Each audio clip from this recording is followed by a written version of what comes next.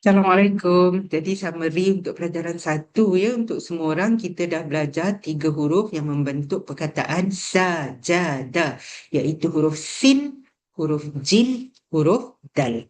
Dan kita dah belajar bacaan pendek, iaitu bacaan atas apa-apa huruf. Kalau baris atas mesti bunyinya A, baris bawah bunyinya mesti I, baris depan bunyinya mesti U.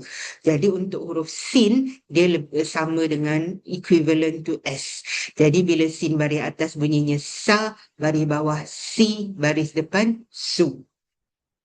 Bila dia jumpa tiga huruf mat iaitu alif ya waw, syaratnya apa? Baris atas mesti jumpa alif, baris bawah mesti jumpa ya, baris depan mesti jumpa waw, baru dibaca dengan dua ketuk atau dua harakat, bunyinya sa si su.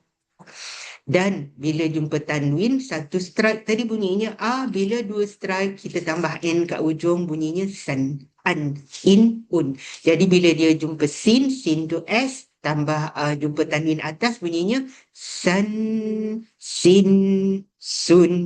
Okey. Huruf kedua kita dah cover huruf jim, kena ingat bentuk-bentuk huruf tu. Bila dia tunggal bentuk dia macam ni, bila kat depan, kat tengah, kat hujung, kena ingat bentuk-bentuk jim tu yang berlainan ya. Jadi bunyinya apa? Jim tu sama dengan J lah. Ja, ji, ju, ja, ji, ju, jan, jin, jun. Dan huruf dal yang macam saya kata tadi, bunyi dia kena macam orang Pelat. Dia bukan macam dia orang Melayu, da, di, du. Ya, dia kena da, di, tu. Bila mat, da, di, tu. Bila tanwin bunyinya dan, din, dun. Dan perkataan-perkataan dekat bawah ni tadi bunyinya apa? Jasadah. Semua pendek. Yang huruf perkataan kedua, sa panjang sebab baris atas jumpa huruf mat, alif. Jadah pendek. Sajadah. Perkataan ketiga, sa panjang sebab dia jumpa mat, ji dengan dun. Sajidun.